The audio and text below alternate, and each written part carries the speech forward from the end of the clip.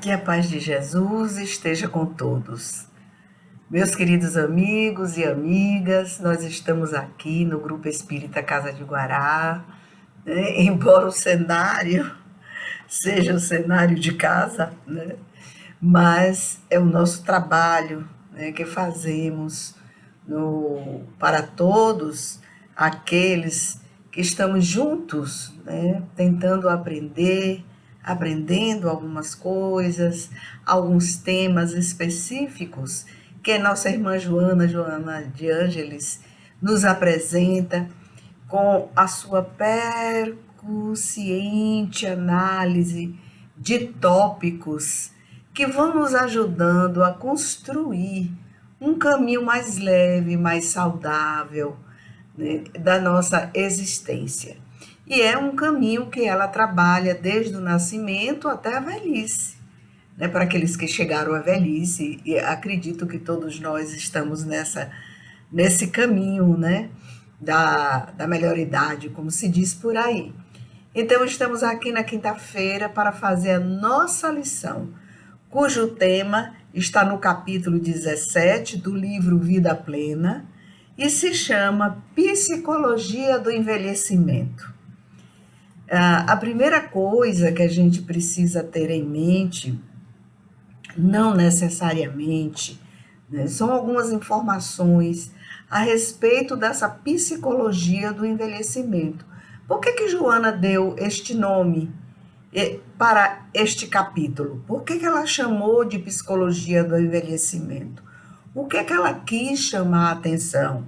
Existe uma psicologia do envelhecimento como uma teoria, como um tipo, né, de estudo dentro dos variados ramos da psicologia? Existe sim. É um campo rico, é um campo variado, a psicologia do envelhecimento, que tem início lá pelos anos 90. O paradigma que trabalha os múltiplos desenvolvimentos dessa psicologia do envelhecimento, ele está centrado num paradigma life span, né, que foi uma ideia que o Paul Baltz, que é um alemão, um estudioso alemão, né, que desencarnou agora em 2006, né, portanto recentemente, ele começou a pensar na história da velhice na humanidade, né, que Joana de Ângeles também ela vai trazer alguns aspectos da história da velhice, né, na história da humanidade, e ela vai lembrar a nossa irmã Joana de Ângeles, como o Paul Baltz também, ele faz esse levantamento histórico para ver como a velhice ela era tratada. Em Esparta, por exemplo, os idosos, chegando a essa idade, né, que eles chamavam de provecta, essa idade, eles eram eliminados da sociedade, porque para Esparta só valiam as pessoas jovens que pudessem guerrear. Em outras culturas, os idosos eram mortos, né, para servirem de alimento, suas carnes serviam de alimento. Olha que coisa. Em determinado momento da história, Joana nos faz lembrar que a eutanásia foi introduzida como uma forma de eliminação sem dor desse estágio da existência que se chama velhice. Então, algumas coisas, nós vamos, umas questõezinhas assim, né, para a gente amadurecer. Para você, o que é a velhice? Você define a velhice com quais qualidades positivas ou negativas? Como você encara esse momento da sua existência, se você já está vivendo esse momento, esse tempo, ou se você for jovem, como você imagina que poderia ser a sua velhice? Quando eu fiz 40 anos, eu fiquei pensando, como serei eu daqui a 30 anos? E eu descobri, lendo esse texto e fazendo as minhas análises, como eu estou e sou muito melhor do que aos 40 anos. Quanto eu aprendi e quanto eu já coloquei em prática tanto conhecimento. tanta experiência vivida, né? E que hoje transformam esse meu estágio de velhice no momento leve, né? Em que eu vivo os meus construtos de outrora. Então, Paul Batz, na Alemanha, pensando na história da humanidade a respeito da velhice, e então ele começa a contribuir, né, com essa psicologia específica, porque o tema de psicologia do envelhecimento, ele vai envolver a biologia, vai envolver sobretudo a gerontologia, né? O pessoal que trabalha com gerontologia, os médicos, geriatras e todo o staff que trabalha nessa área, né? Eles precisam ter esse conhecimento da psicologia do envelhecimento. E conforme Baltz, nesse paradigma Life Span, qual é o significado desse paradigma Life Span? O que Paul Baltz pensou, né, lá nos anos 90, o que ele poderia contribuir, já que ele era um cientista, um pesquisador dessa área, para o alargamento do conceito de velhice. Ele, então, começou a pensar na possibilidade de desenvolvimento do ser humano durante toda a sua existência. Ele não picotou a existência do ser humano por idade, pelo tempo. Ele pensou, não, em todos os momentos da existência existe a possibilidade de desenvolvimento humano. Olha que ideia fantástica. Por isso, a questão do termo, né, de paradigma Life Span. Um spam, vocês sabem, né? A gente abre o e-mail, vai lá na caixa de entrada e se a mensagem não está visível, a gente procura na caixa de spam. Na caixa de spam nós vamos ter inúmeras mensagens, inúmeras possibilidades, né, que estão lá dentro, que eu posso acatar ou não. Então, essas inúmeras mensagens, essas inúmeras possibilidades, são as inúmeras possibilidades que nós temos durante a existência para nos desenvolvermos enquanto seres humanos, sem a gente decurar de que há, sim, uma questão da solidão na velhice, e aí, então, a contribuição do Paul Baltz vai nos ajudar a compreender, e a forma como a Joana de Ângeles coloca essa compreensão é que é magnífica, né? Porque ela coloca a altura de todas as compreensões. A gente está aqui só dando uma pequena pitada, porque é uma pitada, né? A gente vai estudar psicologia do envelhecimento, a gente se depara, pelo menos, com 4 grandes teorias. A primeira teoria é a teoria SOC, que foi desenvolvida pelo Paul Baltz em função desse novo paradigma. É um novo paradigma para os idosos, para a velhice, né? Que é o paradigma Life Span. Mas o que seria esse pilar, né? São 4 grandes teorias que significam 4 grandes pilares que foram se desenvolvendo a partir dos anos 90. Gente, é tudo muito recente. É muito recente. Então, essas teorias, elas estão fantasticamente sendo desenvolvidas com auxílio da psicologia clínica, envolvendo a biologia, a gerontologia, envolvendo a própria psicologia em si, a psicologia cognitiva, a psicologia da aprendizagem, a psicologia social, envolve também conhecimentos de psicometria. Então, não é uma área de fácil abordagem e fácil compreensão, porque é uma construção científico-teórica, que está aportando aí, né, nesse nascedouro dos anos 90, para dar sustentação à população humana, especificamente à população europeia, que é uma população de idosos.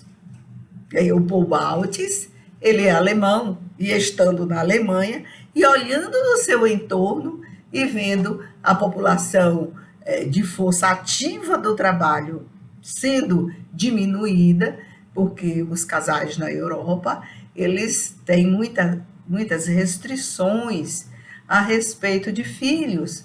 Então, é um filho, no máximo dois, e olha lá, é um filho, né? Ou então a opção de filho nenhum. E aí, quando faz a opção de filho nenhum, ali se encerra aquele núcleo familiar, que não fez a opção da maternidade para exercer sua maternagem e da paternidade para exercer a sua paternagem, que são conceitos imbricados aí na questão, né, de gestação. Então, a gente vai vendo aí essa primeira teoria desenvolvida por ele, que é a teoria SOC, e que nós vamos ver que coisa interessante. Mas o que significa SOC, né? SOC aí nós vamos ver que significa o S para seleção, olha, o O para otimização e o C para compensação. Então, vai e existe, né, eles estão trabalhando para isso, para uma seleção dos idosos ou uma seleção da madureza, se preparando para essa fase, né, da velhice. Olha a prevenção aí. A madureza que se prepara para a fase da velhice.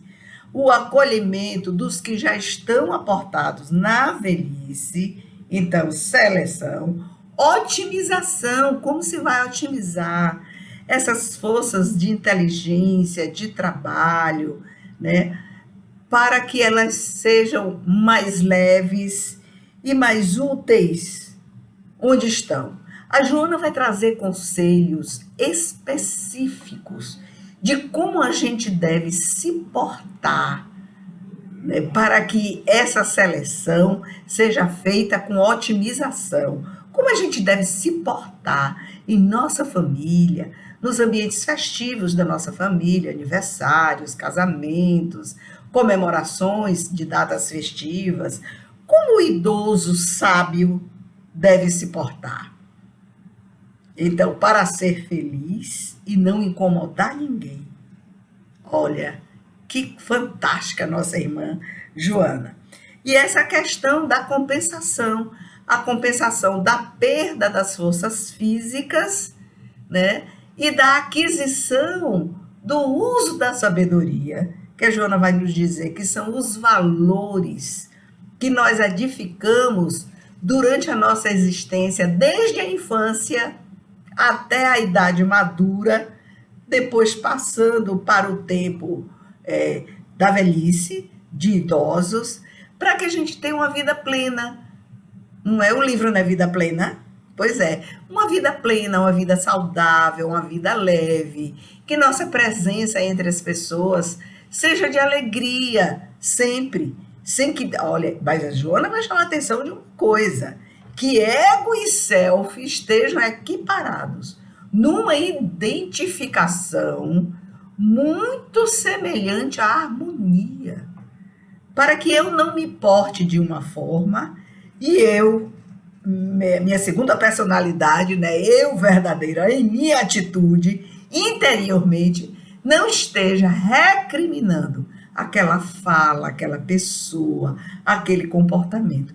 Então a Joana diz que a nossa vida inteira, a nossa existência inteira aqui na Terra, tem que ser para essa equiparação, essa que ela chama de identificação entre o eu real, que sou eu, né, e entre a minha forma de me comportar socialmente, seja na família, seja nos encontros, seja em qualquer lugar onde eu esteja nesse interrelacionamento de trocas pessoais.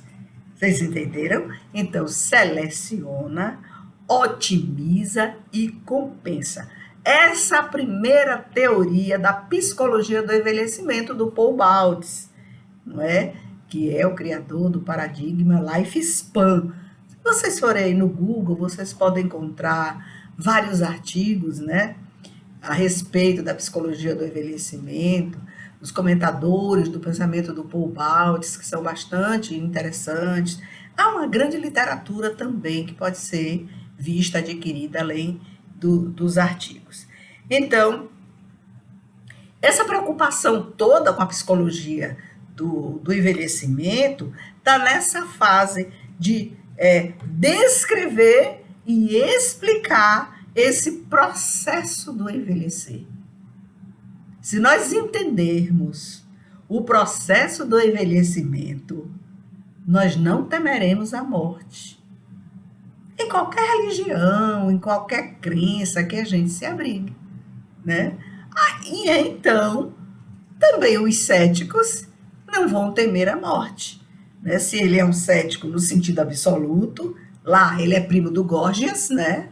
Que é o pai do ceticismo, considerado por alguns, então ele não vai temer. Se ele é um cético relativo, com certeza, num momento muito difícil da vida dele, ele vai se lembrar de uma força amorosa maior que se chama Deus.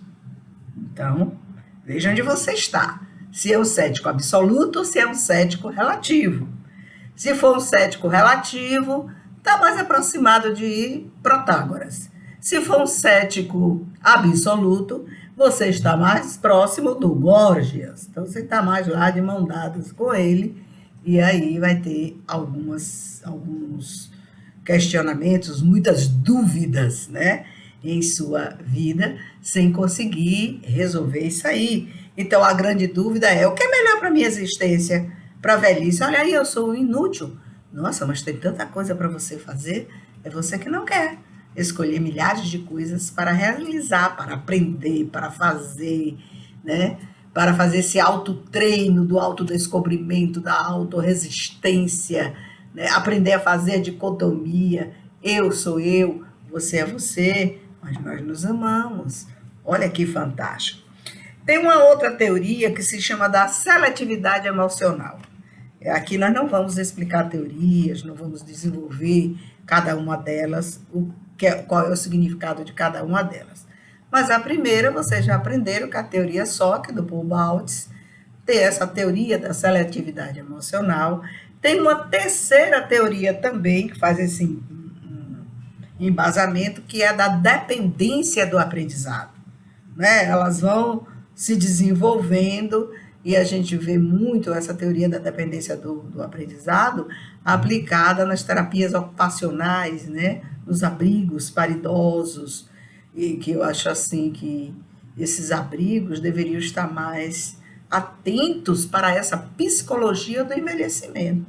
Porque quando você fecha numa teoria e você quer aplicar os recursos teóricos para a existência de uma coletividade no abrigo de idosos, nesse abrigo de idosos, há pessoas de diversos níveis emocionais, de diversos níveis de criação de valores positivos para a sua existência, e aí as pessoas encaixam todas e botam numa mesma caixinha. Então não dá certo.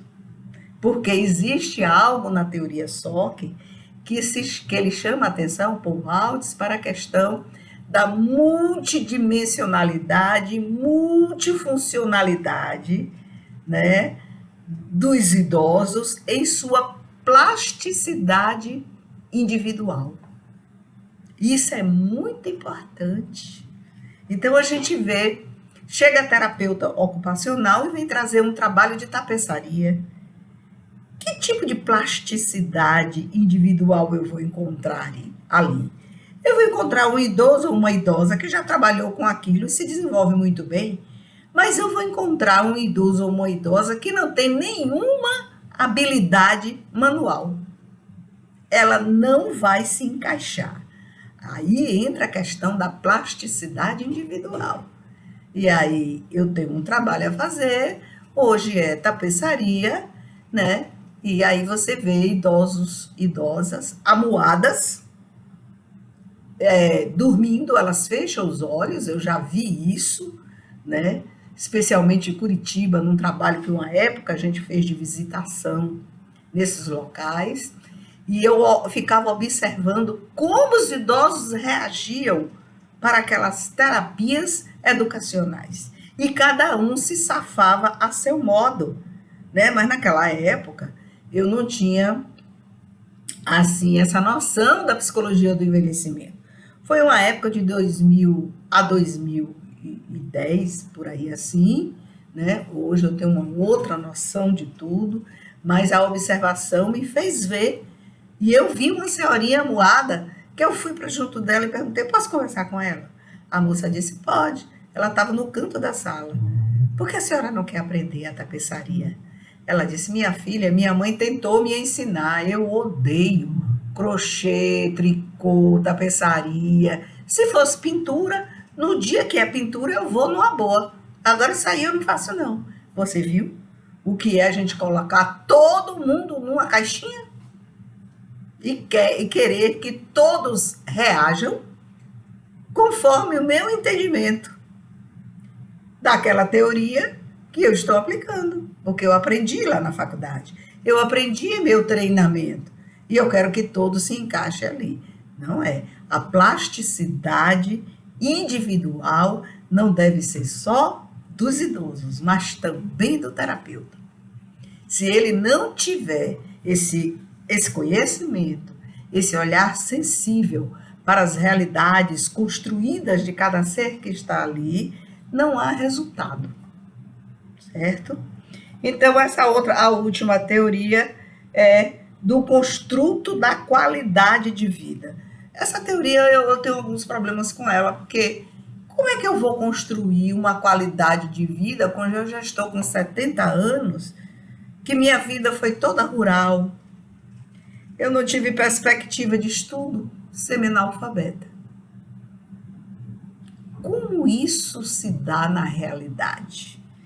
Como isso se dá dentro de um espaço, né? Porque as teorias elas descrevem, depois elas explicam. Aí vem a parte prática. Você vai colocar em prática.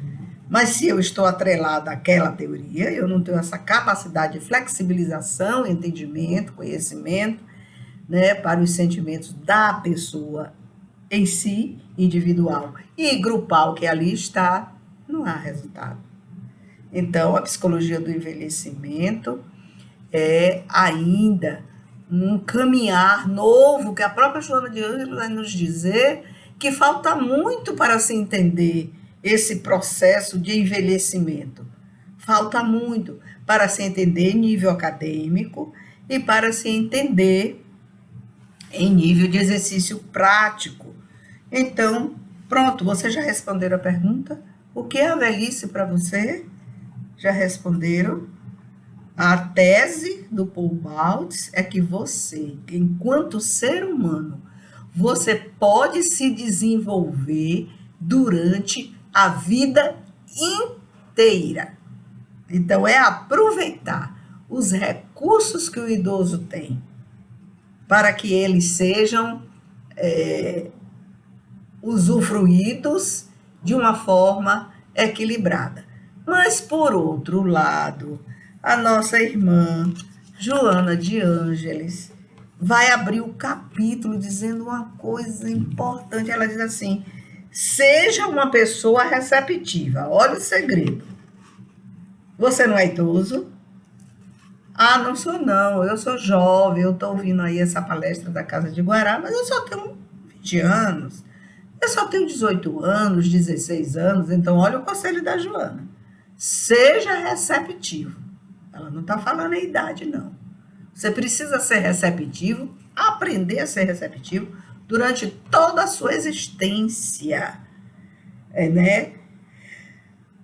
Seja uma pessoa receptiva que dialoga sobre diversos temas sem paixão.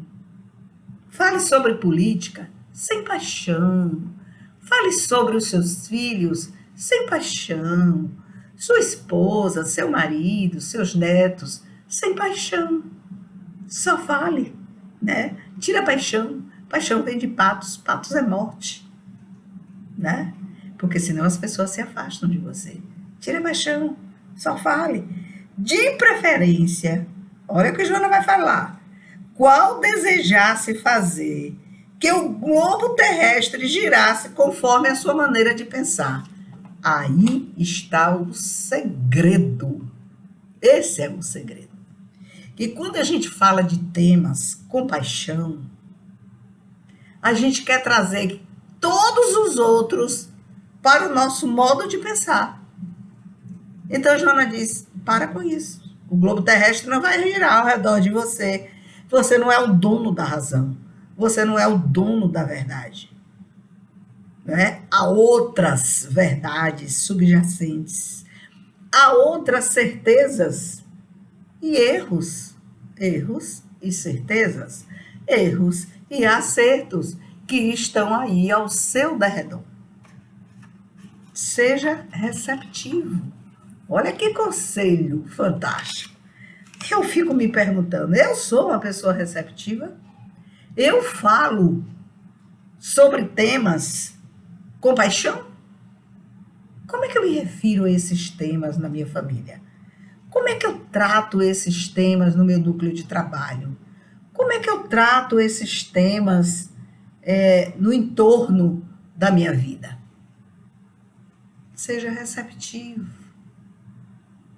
Então, a nossa Joana diz o seguinte, que a gente precisa, não ter temor nem diante dos desgastes da vida e ter coragem para os aprimoramentos, porque o envelhecimento é uma fatalidade.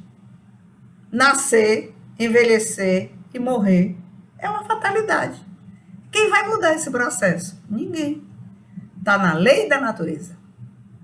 Nasce, cresce, se desenvolve e morre, para quem vive as 4 etapas.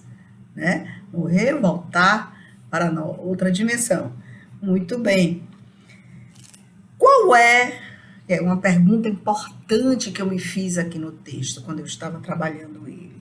Qual seria o nosso suporte de sustentação na velhice para a gente enfrentar, né, todas as restrições físicas que a gente já tem, para a gente enfrentar essa realidade que a gente vive, que não é mais a realidade de ter a força física para fazer tudo o que eu quero no meu tempo. Uma amiga minha que faleceu idosa, que ela me deu um conselho, Dona Clei, fundadora do Grupo Espírita Casa de Guará. Eu tinha 20 e poucos anos. E ela me disse assim, eu vou lhe ensinar uma coisa para quando você estiver velha. Tudo na velhice que você precisa, como uma necessidade, se você for dependente, olha o sim, ou vai chegar antes ou vai chegar depois, mas nunca você terá no momento preciso. Porque o momento preciso é o momento que as coisas chegam porque você dirige a sua vida. Eu nunca esqueci disso. E as décadas vieram, dos 30, dos 40, dos 50 e agora dos 70. E eu lembro dela todos os dias. E eu olho e agradeço a Deus. Senhor, eu ainda conduzo a minha vida. Mas se esse momento chegar em que eu tenha que experienciar na existência esse antes e esse depois, eu quero ter aquilo que Joana falou que seria a minha base de sustentação e a de vocês. Qual será a minha base de sustentação para enfrentar esse momento? A Joana vai dizer aqui, serão os valores que você adquiriu na sua vilegiatura carnal. Esses valores serão a sua base de sustentação, porque eles já foram e são base de sustentação desde a sua infância. Meu Deus, olha que coisa! Desde as primeiras fases da sua vida, esses serão sua base de sustentação para evitar a destruição dos recursos orgânicos, ouviram bem isso, ou a sua degenerescência. Cadê a sua base de sustentação? Que valores você vem desenvolvendo durante a sua existência? Olha, a Joana diz o seguinte, que a gente precisa trabalhar pela preservação da nossa saúde emocional e moral. Para aí, como está a sua saúde emocional? Você vive numa desestruturação completa? Você se desestrutura com o ambiente da sua casa? Você se desestrutura com o ambiente do seu trabalho? Você se desestrutura com os ambientes que você encontra na sociedade, quando você vai resolver alguma coisa em um banco, quando você vai resolver alguma coisa, né, em relação à sua própria existência, né, de sua aposentadoria, de sua prova de vida, né? Tá idoso, tem que fazer prova de vida.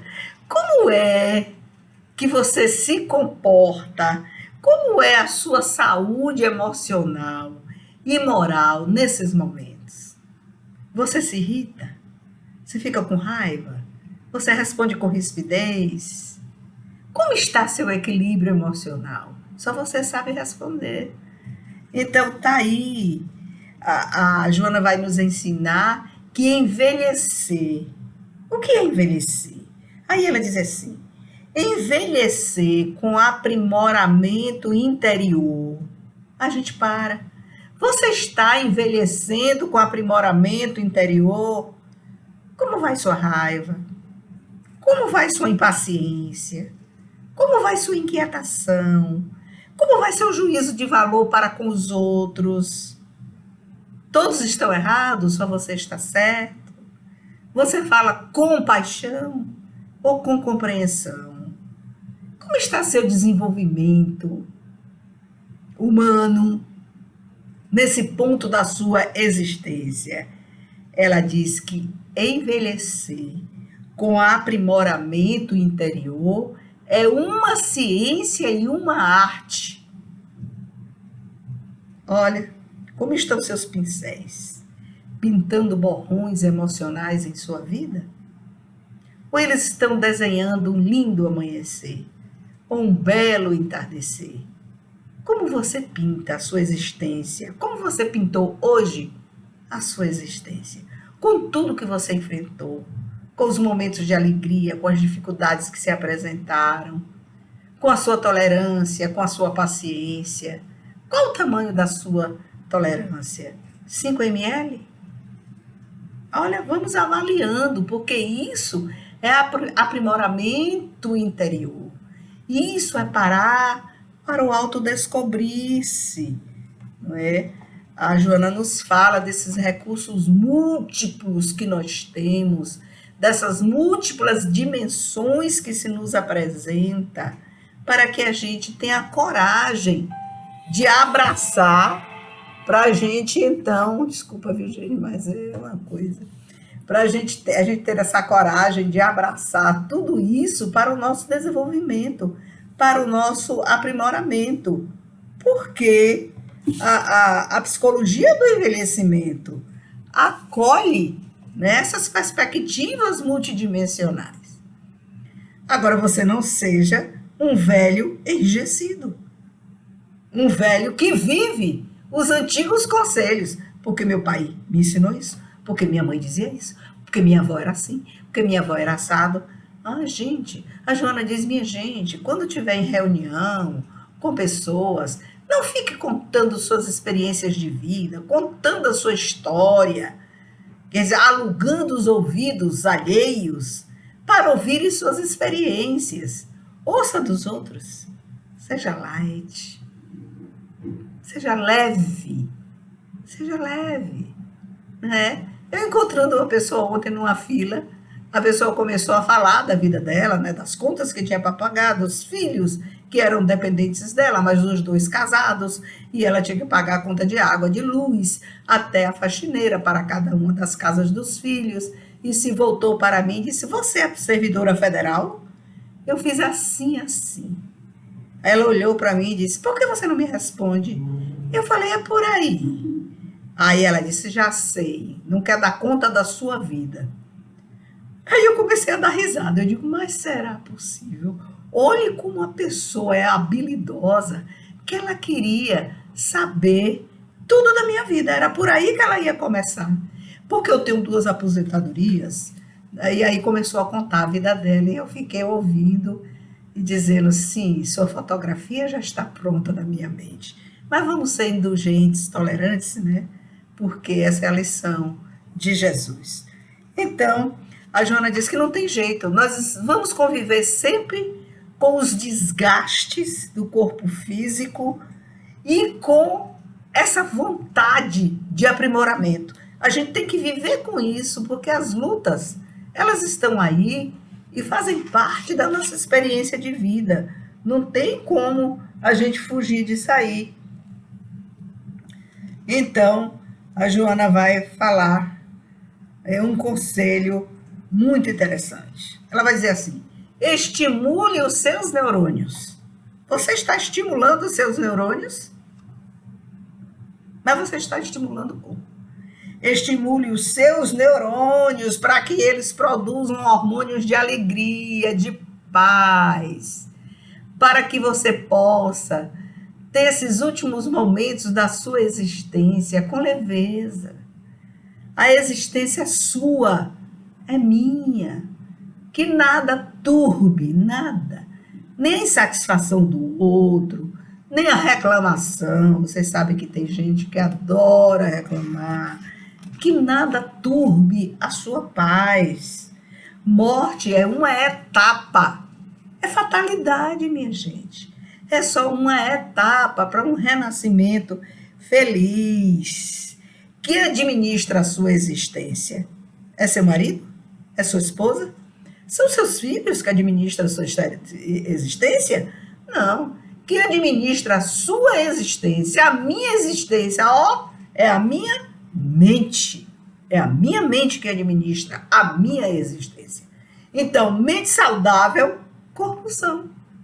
Ainda que ele esteja degringolado com alguma doença necessária, porque toda doença é necessária, porque é um fator educacional, né? E eu preciso acolher com carinho, agradecer a Deus pela oportunidade de estar experienciando essa fase dessa doença, seja um infarto agudo do miocárdio, sejam sequelas da Covid, sejam os cânceres da vida, ou qualquer outra doença assim mais criteriosa para me educar, eu chamo disso.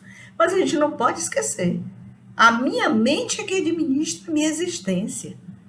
E conforme essa administração, conforme ela, é assim que eu vou viver o processo de desencarnação.